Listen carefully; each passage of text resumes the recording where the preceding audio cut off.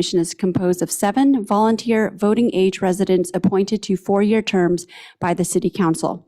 The Planning Commission is not a policy-setting body, that is a City Council. The Planning Commission is a policy implementing body, and we review development proposals on public and private lands for compliance with our city's general plan and zoning ordinance, which can be found on the city's website. The Commission reviews all development proposals requiring a use permit, architectural control, variance, minor subdivision, and environmental review associated with these projects. The Commission is the final decision-making body for these applications unless appealed to the City Council. The Commission also serves as a recommending body to the City Council for major subdivisions, rezoning, conditional development permits, zoning ordinance amendments, general planned amendments, and the environmental reviews and below market rate housing agreements associated with those projects. We work closely with staff in our city's planning division, which is responsible for coordinating enforcement of the zoning ordinance and related policies. Thank you for joining this evening. We encourage your participation whether you are an applicant or member of the public. And there will be an opportunity to speak publicly during general public comment as well as for each agenda item. So with that, this meeting is called to order and we'll proceed to the roll call. Commissioner Baruzzi? Commissioner Eric? Here. Commissioner Farrick? Here. Vice Chair Schindler? Here. Commissioner Seelan? Here. Commissioner Silverstein? Present. I am Chair Doe. I am also present, and a very warm welcome to Commissioner Baruzzi and Commissioner Seelan. So before we proceed to reports and announcements, one of our commissioners this evening has a conflict with the public hearing item, and as there's only one item under the public hearing section, staff has advised that we reorder the agenda so that we proceed with regular business and the selection of the chair and vice chair before the public hearing. So if that is amenable to other commissioners, I'd like to just go ahead and make a motion to reorder the agenda. Second. Thank you, Commissioner Silverstein, and we'll go ahead and vote on that. Commissioner Baruzzi? Aye. Commissioner Eric? Yes. Commissioner Farrick? Yes. Vice Chair Schindler? Yes. Commissioner Seelan? Yes. Commissioner Silverstein? Yes. I am also a yes. That's 7 yeses, and the motion passes. Thanks. All right, reports and announcements. Mr. Parada.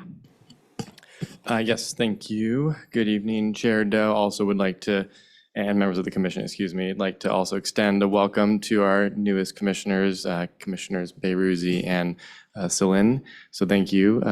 Welcome. With that, tomorrow evening, the City Council does have a meeting, and one item that I think the Planning Commission might be interested in is the review of the water supply assessment for the Parkline Mixed-Use Master Plan. The council is tentatively slated to also hear or hold a study session on that item on the 21st, so wanted to make the community and the commission aware of those 2 items related to Parkline. And that concludes my reports and announcements at the moment, but happy to answer any questions. Thank you. Any questions for Mr. Parada? Commissioner Eric? Thank you. Through the chair, I was wondering if staff had information or understanding at this time of when the 1220 Hoover project would be coming to City Council for appeal.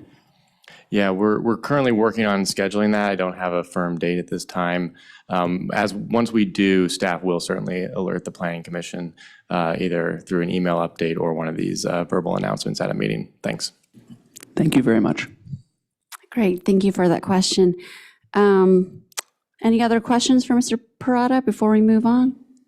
Commissioner Silverstein. I just want to ask a quick follow-up question to Commissioner Eric's question, and this is mostly a point of procedure. Does the City Council have to hear any appeals that come from the Planning Commission, or is it similar to the Supreme Court in which they can not hear an appeal and defer to the decision of the Planning Commission if they so choose? Yeah, that's a good question. Thanks. Commissioner Silverstein, I'll need to follow up on the legal components of that question a little bit separately from this meeting, but I will say that the city's ordinance regarding appeals does identify that the council should hold the appeal within 45 days and at an outside date of 75 days if they haven't acted upon it, then the planning commission's decision stands. So staff's goal is to work with applicants to ensure that we do bring those appeals forward to the council so they can be adjudicated by the council. But certainly recognize your question, would need to follow up separately for kind of the more legal component there. Thanks. Thank you. Any other questions? No? Okay, let's go ahead and move on to item D, public comment. Under public comment, the public may address the commission on any subject not listed on the agenda. I'll turn it over to our clerk for this evening, Mr. Hochleitner, to explain how members of the public can participate. Good evening, Commissioners. During the public comment period, members of the public may have an opportunity to share their comments or questions remotely by clicking on the hand icon on your screen, upon which staff will introduce you and activate your microphone. For those calling into tonight's meeting, please click *9 on your keypad to notify staff you have a comment. If multiple people are speaking from the same account, please let us know at the beginning of your time and we will make sure each person gets a time to speak. For those participating in person, please fill out a speaker card located at the back of the room and hand it to me. At the moment, we don't have any comment cards from the audience and we don't have any hands raised online. Okay, let's give it a moment.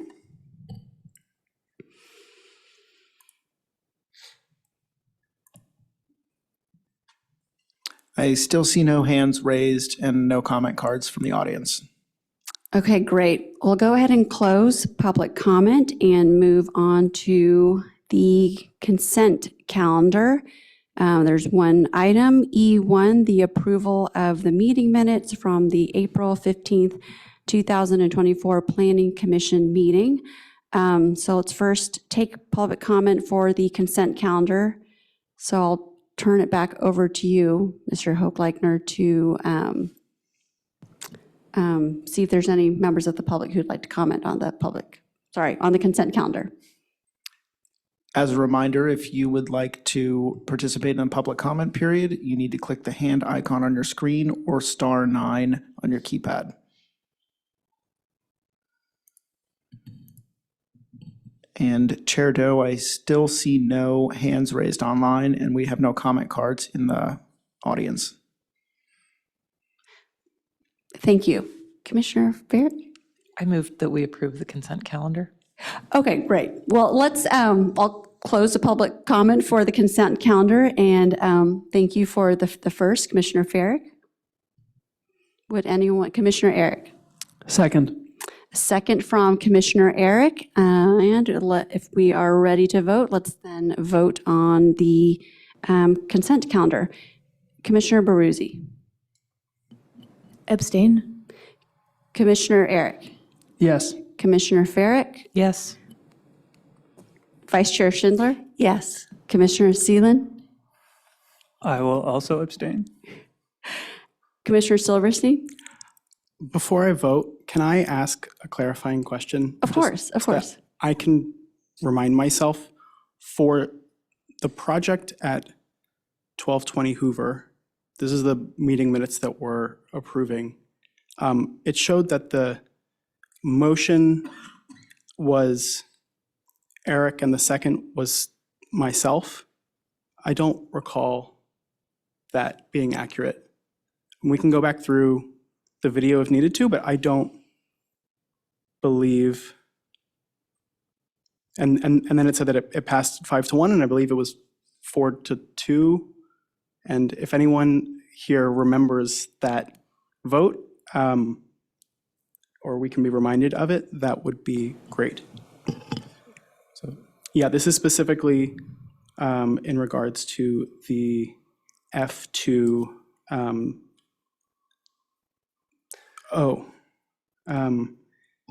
yeah, for the 1220. If I can, Yeah, I'm sorry. I might be totally confused.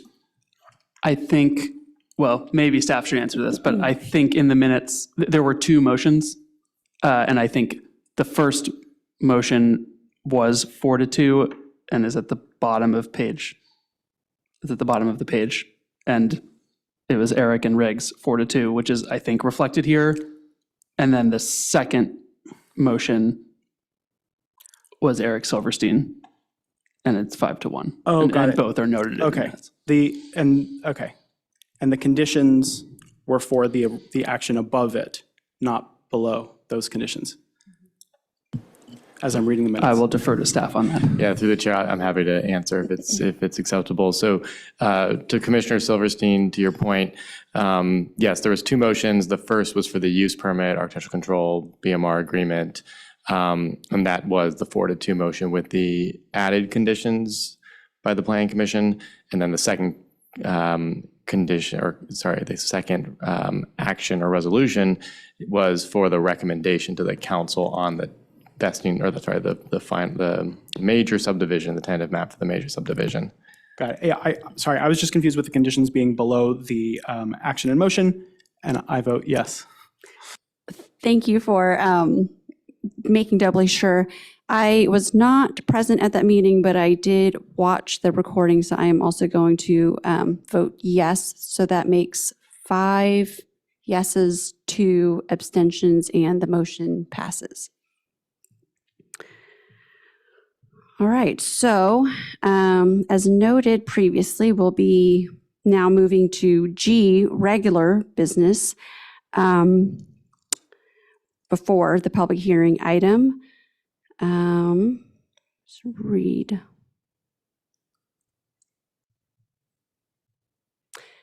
Yes, thank you. G1, Chair and Vice Chair selection.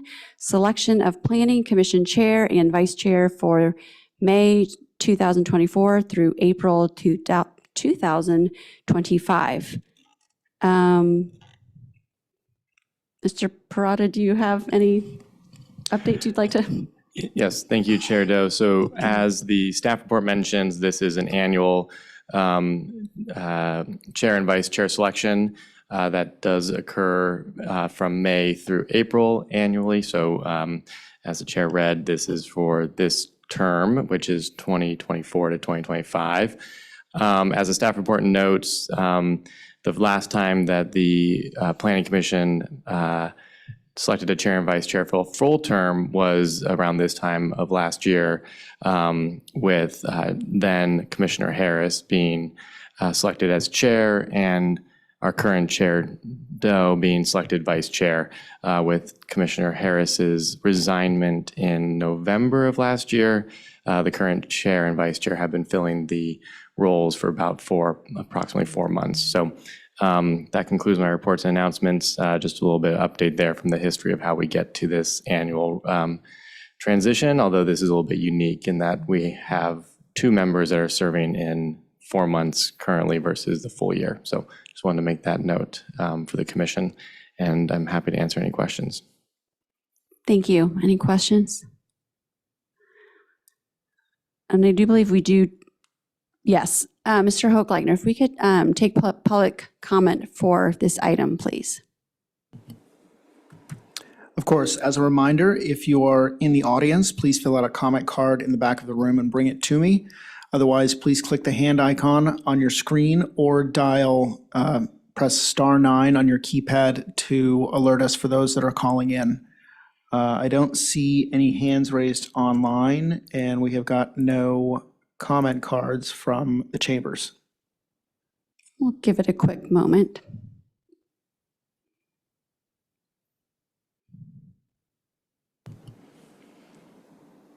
Still no hands raised online and no comment cards from the chambers. Okay, thank you. We'll close public comment and bring it back to the commission. So we'll need to make 2 separate motions, chair and then vice chair. So first for the chair. So if anybody would like to Commissioner Farrick. Sure. I'd like to nominate Commissioner Schindler for the position of Chair of the Planning Commission. Thank you. Most deservedly so. Can I call on myself to second that with enthusiasm? Thank you as well, Chair Doe. And if there's, of course, any questions before we vote on the motion to make Vice Chair Schindler the chair for the next year, any questions? No? Then let's go ahead and vote on this. Commissioner Baruzzi? Yes. Commissioner Eric? Before I vote, I would just like to say a huge note of thanks to our current chair, our outgoing chair, who I think has done an extraordinary job, and I have personally learned a lot from. So thank you very much. And I would like to express my excitement in voting yes for our incoming chair. Thank you. Commissioner Farrick? Thank you, and I probably should have done the same when I made the nomination, but, Chair Doe, you've been amazing, and it's been in different circumstances than a typical situation. So with grace and diplomacy, you've been wonderful. And then I nominated Commissioner Schindler because you're just so articulate. You're able to put into words the things that I wish I could say without offending people. It's amazing. So thank you for being such a good mentor on that for me. And so, yes is my vote. Thank you. Vice Chair Schindler, so I got my alphabetical thing all mixed up. Vice Chair Schindler. Thank you. I vote yes. It is an honor to be nominated and an honor and a great opportunity for me to serve as chair for the next year. I think I stand on, it will be an experience where I get to build on all of the great things that I've seen Chair Doe do and the previous chairs before her. There is so much opportunity for this commission to have a positive impact on the community and to just learn ourselves. And so I am really looking forward to that. Thank you. Thank you. Commissioner Seelan. Yes. And Commissioner Silverstein. Yes. I am also a yes, so that's 7 yeses. Congratulations. Thank you. Thank you all. So, so I just do want to make a note that basically, I know we haven't selected the vice chair yet, but I just want to look to Mr. Parada. We'll make, basically, these will take effect next meeting, is that right? Yeah, that's correct. Okay. Thanks for the clarification. I should have mentioned that with the reordering of the agenda, we'll have the current chair and vice chair finish tonight's meeting, and then the new seating arrangement at the dais will take effect next meeting. Okay, great. Thank you if that's okay. You'll be vice chair for about maybe half an hour more. An honor. All right, selection of the vice chair for May 2024 through April 2025. Commissioner Farrick. I would like to nominate Commissioner Eric for Vice Chair of the Planning Commission.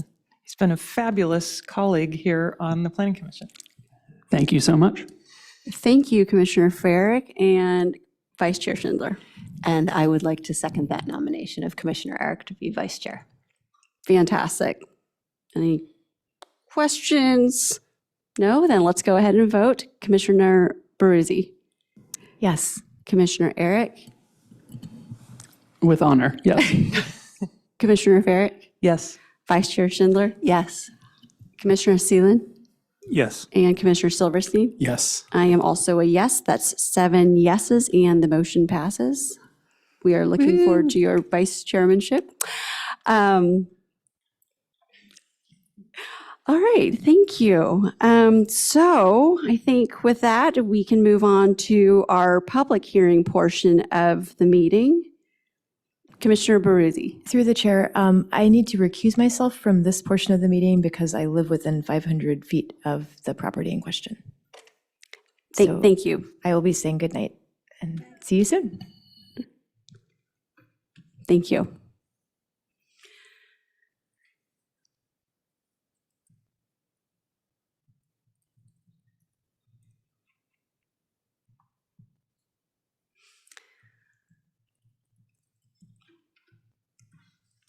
Item F1 is a use permit for Jerome Burgos, 1035 Ringwood.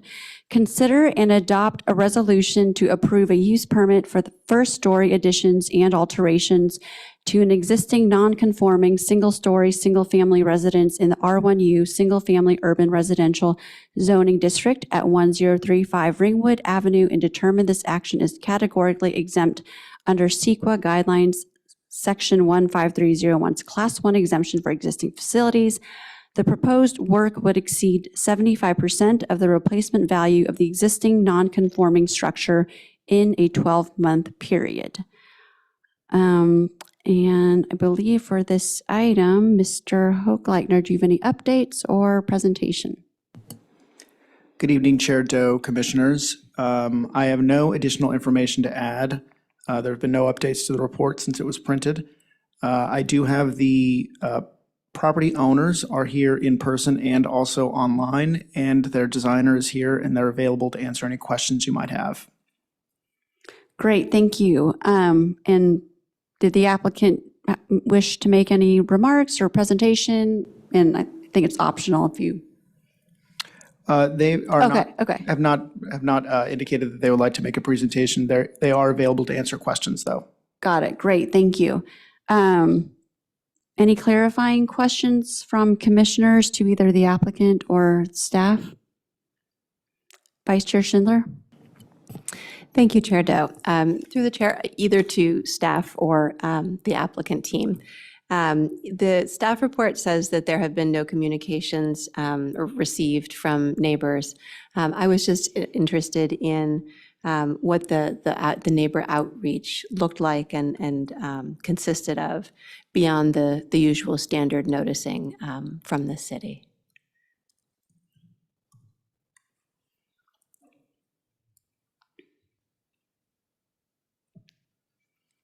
Hello. Can you hear me okay? Yeah. Great. We've reached out to the immediate neighbors who actually owned the property next door.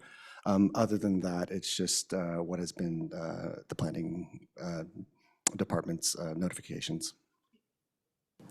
Thank you. Appreciate the additional information. Great. Thank you. Any other additional questions, clarifying questions before we take public comment? Mr. Hochleitner, if we could call for public comment for this item?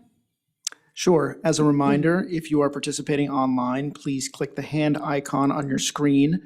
If you are calling into tonight's meeting on your phone, please dial *9 on your keypad to notify staff that you have a comment.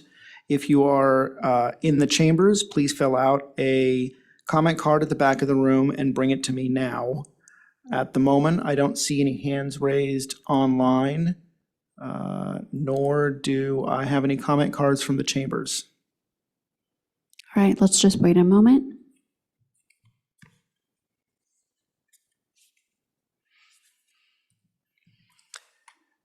Still no hands raised online and no comment cards in the chambers. Okay, great. Thank you. We'll go ahead and close public comment and bring it back to the commission for any questions, comments, ultimately a motion. Commissioner Seelan. Yeah, so I just want to confirm the reason that we're reviewing this at the commission is because of the non-conforming setbacks. I guess that's a question for staff. Thank you. Yes, so part of our zoning code is when you have a non-conforming residence that you're going to be performing any sort of modifications to, we have a rubric that we use to determine how much work is allowed to be done within a 12-month period before you need to get a use permit. For a single-story structure, it's 75% of the replacement value, and for 2 stories, it's 50%. The replacement value is determined on a flat basis, so every project has basically the same starting point. It's not just the replacement cost of what you bought the house for, it's how we determine it internally here at the city. So the project that we're looking at now, the only reason that they need to get a use permit is that they are exceeding the 75% replacement value over the course of a 12-month period. They could choose, if they wanted to space the work out over a longer period to avoid having to get a use permit, but they have chosen not to do that. Thanks. And so just to confirm, the 75% calculation is done only for non-conforming projects, correct? That's correct. It's only for non-conforming. Thanks. And what makes this non-conforming is the setbacks, is that correct? Correct. So the side setbacks are not to the zoning district standards. We have a lot of properties that were either built before they were brought into Menlo Park, or just, if they're 70-year-old houses and the measuring instruments from 70 years ago are, not as precise. So they might be a few inches here or there different. But we do consider them non-conforming, legally non-conforming, if they were built before those times. Okay, thanks. And I'm seeing here that we're off by like 2.5 inches. 2.5 inches, is that correct? Yeah, the delta between what the zoning requirements are and what the actual house is very small in this case. Thanks. And then can you just briefly elaborate on how the valuations are done, like the replacement value, and then what the cost is of the work being done?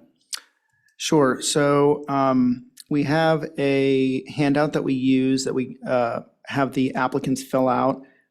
Basically, it divides all of your current house size, different rooms in the house.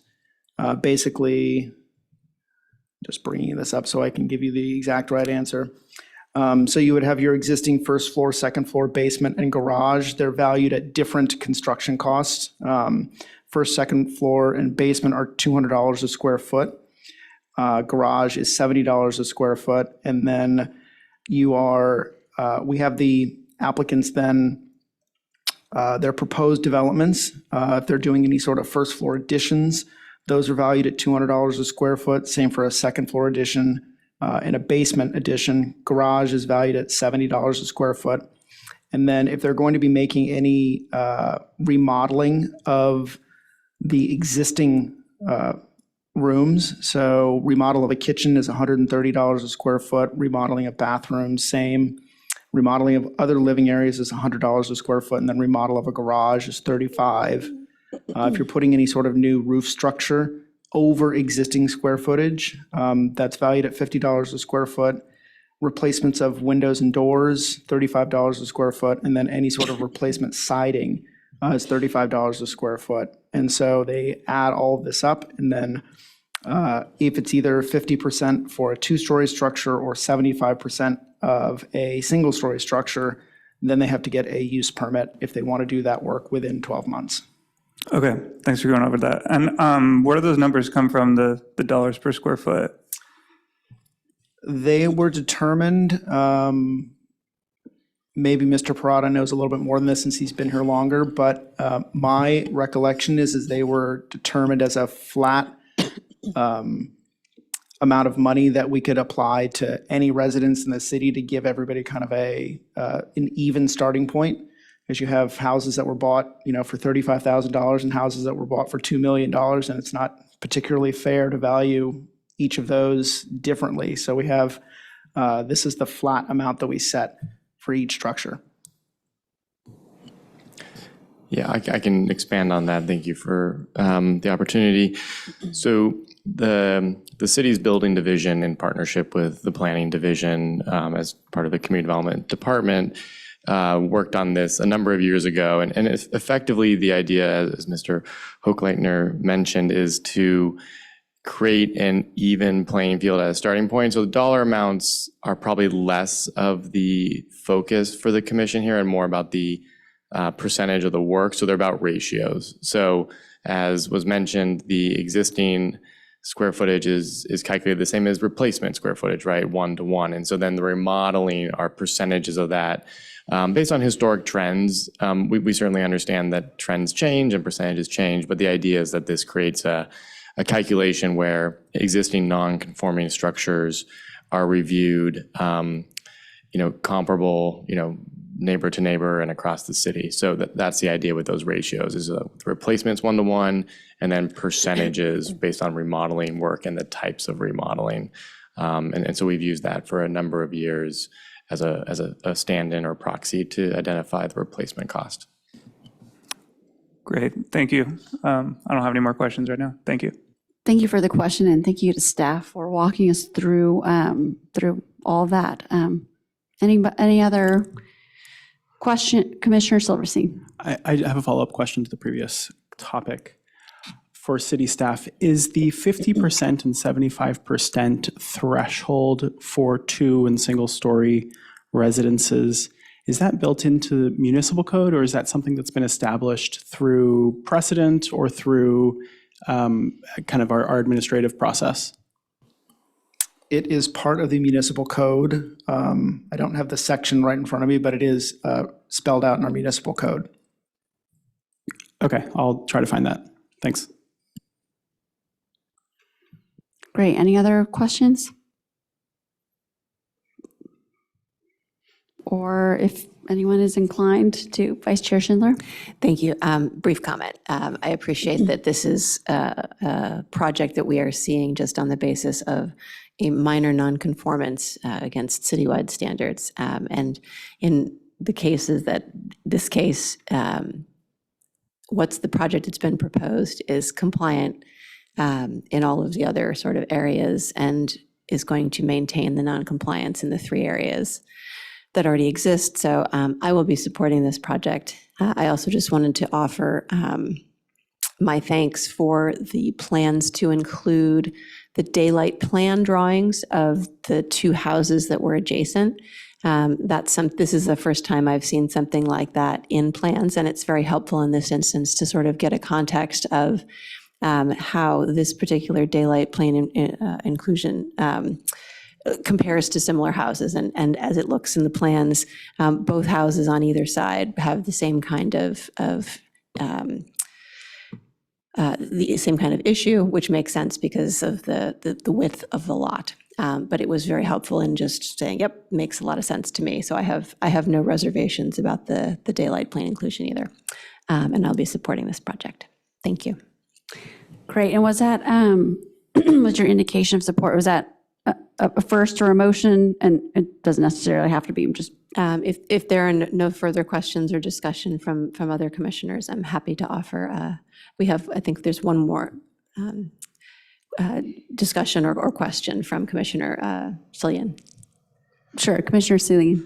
Yeah, thanks. Just one quick point of clarification. Where would I find the daylight plane image? Is that on A321 image 5 that you're referring to? I'm not sure if I'm using the right terminology. In the full packet, of which is 65 pages long of the staff report, it is the top of page 26. On the architect's plans, it's drawing number A321. Yep, got it. Okay. So at the Thank very top, the streetscape elevations were what I was looking at. Thank you. Thanks. If I may, through the chair, the section for nonconforming structures in our municipal code is 1680.030.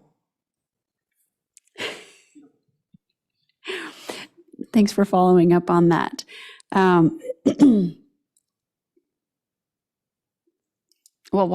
Commissioner Eric.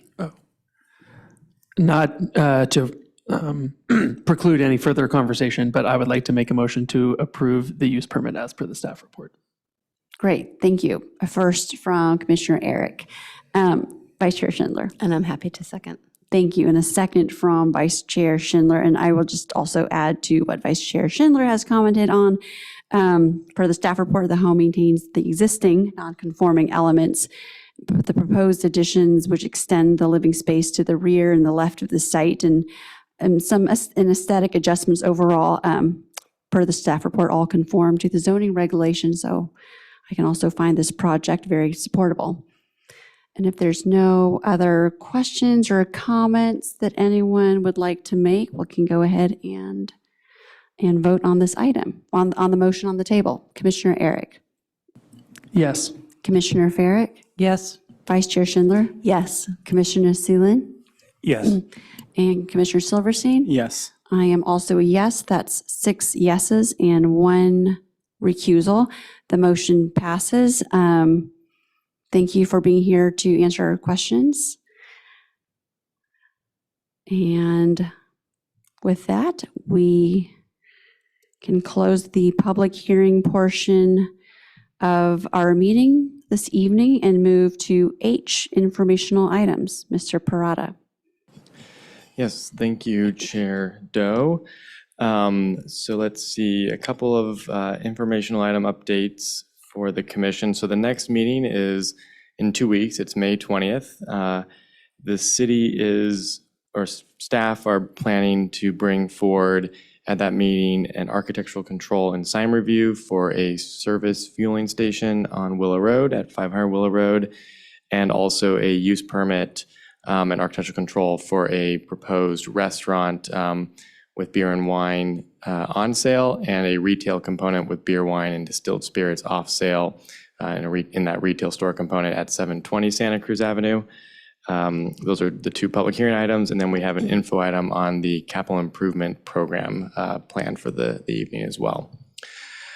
And then non-planning commission related items, I do have a few more updates that I intended to give earlier, but my computer was being a little difficult with my internet.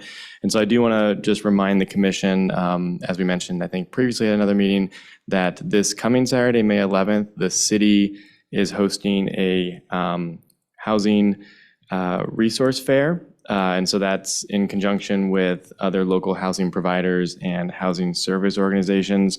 It'll be this Saturday, May 11th, as I said, at 1 p.m., 1 to 4 p.m. at Ivy Plaza, adjacent to the outdoor space at the Bellhaven Child Development Center.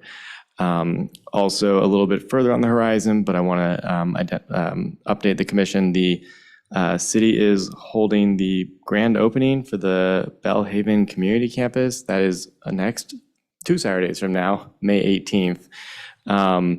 And so that's over at the Bellhaven Community Campus. It'll start at 11 a.m. So very exciting milestone for the community. And so if the commission's interested, any commissioners should definitely try to make their way over there if they're interested. So the May 11th Housing Fair, and then May 18th, the Bellhaven Community Campus grand opening. And with that, it concludes my reports and announcements. Happy to answer any clarifying questions. I'll turn back to you, Chair Doe. Thank you, Mr. Parada. That is pretty exciting updates. Does anyone have any questions? Great. Well, then I think this meeting is adjourned. Thanks, everyone.